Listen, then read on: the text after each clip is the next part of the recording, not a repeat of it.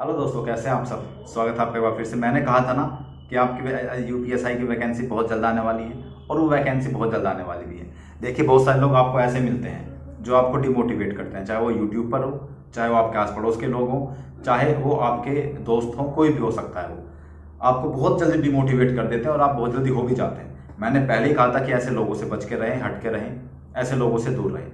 आप सब लोगों को बहुत लोगों ने कहा था कि वैकेंसी नहीं आएंगी, वैकेंसी तो पता नहीं कब आएंगी, अब तो बहुत लेट होगा। आएंगी भी या नहीं, ये तो सिर्फ एक जुमला है, ये तो सिर्फ एक झूठ है, ये तो चुनावी एजेंडा है। ये बहुत सारी बातें आपको सुनने के लिए मिली होंगी। मैंने बहुत सारे लोगों से ये चीज़ें सुनी थी, लेकिन मैंने उस टाइम पर भी आप सब लोगों को केवल एक सलाह दी थी भाई, कि आप इन लोगों की बातें मत सुनो, आप हमेशा पॉजिटिव रहो, मेरे साथ जुड़ रहे हो। मैं आप सब लोगों को एक जो इन्फॉर्मेशन देता हूँ ना, वो ऐसे नहीं कि रैंडमली उठाई और दे दी आपको। कुछ ना कुछ उसमें सत्यता होती है, कुछ ना कुछ उसमें बात होती है, तभी वो देता हूँ मैं। ठीक है, तो उस बात को ध्यान में रखो।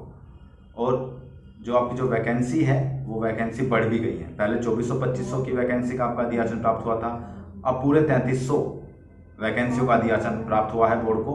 और बोर्ड ने इस बात का बिल्कुल स्पष्ट क्लियर कर दिया है कि आपका जो भर्ती बोर्ड का कैलेंडर है, वो बहुत जल्द जारी होगा, और यूपीएसआई का जो विज्ञापन है वो बहुत जल्द जारी होगा।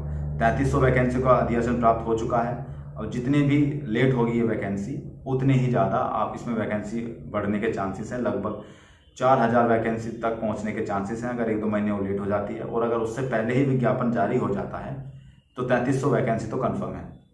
और 3300 वैकेंसी इनफ होती हैं। मैंने 3300 वैकेंसी में सिलेक्शन लिया था। ठीक है, ये कैप मैंने आज आपके सामने इसलिए रखी है ताकि आप सब लोग कम से कम इससे बहुत ज़्यादा मोटिवेशन ले लें, बहुत ज़्यादा मोटिवेट हो जाएं। क्योंकि अगर आपको अपने सर पर ये कैप चाहिए, तो जितनी मेहनत ये मांगती है ना, उतनी मेहनत कर दो और कैप अपने सर पर लगा लो।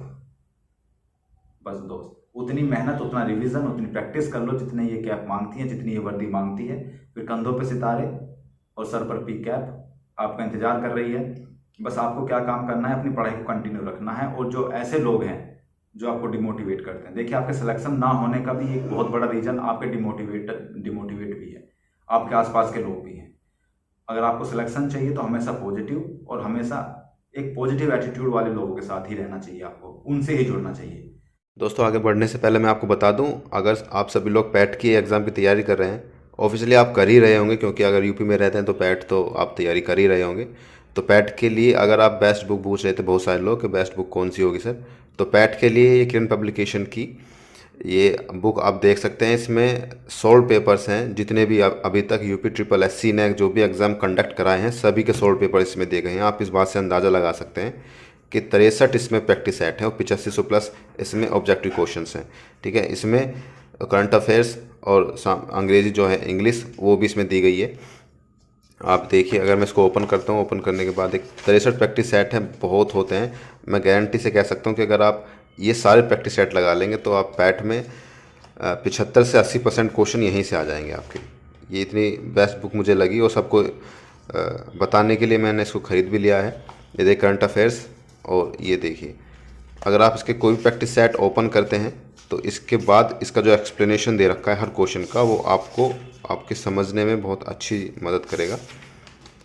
आप ये प्रैक्टिस सेट खरीद कर आप अपनी तैयारी को और भी मजबूत कर सकते हैं पैट के, अगर आप एग्ज़ाम की तैयारी कर रहे हैं तो। क्योंकि 30 तारीख तक फॉर्म फिल होना है, उसके बाद पैट का एग्ज़ाम भी होना है, आप सब लोग जानते हैं। तो ये बुक मुझे अच्छी लगी, इसलिए आप सबको रिकमेंड करने के लिए मैंने ये बुक खरीद ली और आप सब लोगों को बता रहा हूँ।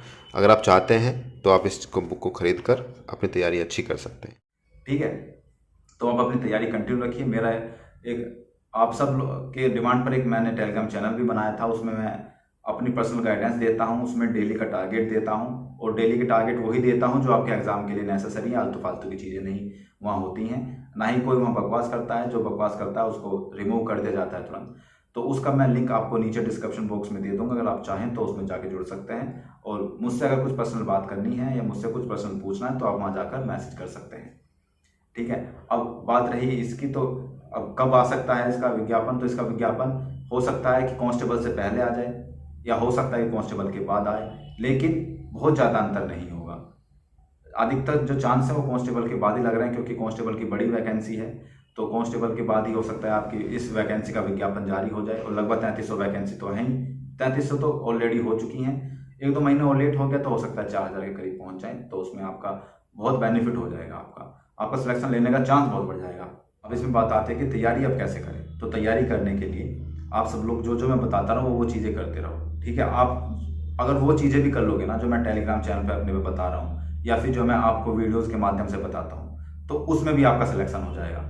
मैंने भी 3300 में ही सिलेक्शन लिया है, आपकी भी देखो लक की बात है कि 3300 वैकेंसी आपकी भी बन चुकी है, ठीक है। तो बस तैयारी करते रहिए, पढ़ते रहिए, आपका सिलेक्शन जरूर होगा अगर आपने उस हिसाब से तैयारी कर ली, सही डायरेक्शन में तैयारी कर ली, ठीक है। और रिवीजन, प्रैक्टिस, यही दो चीज़ें ऐसी हैं जो आपको सिलेक्शन दिलाएंगी। यही केवल यही दो चीज़ें, आप कितना भी पढ़ लो, प्रैक्टिस और रिवीजन ना करो तो सब पढ़ाई बेकार हो जाती है।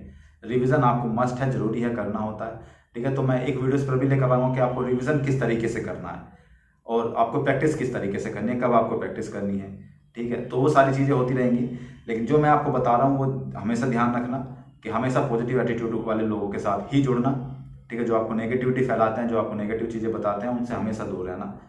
माइंड में आपके हमेशा पॉजिटिविटी रहनी चाहिए, ठीक है। तो फिर मिलते हैं फिर अगली वीडियो में, और तब तक आप पढ़ते रहिए। उस टेलीग्राम चैनल को आप जाके ज्वाइन कर सकते हैं, पढ़ते रहिए। मिलते हैं अगली वीडियो में, तब तक के लिए जय हिंद।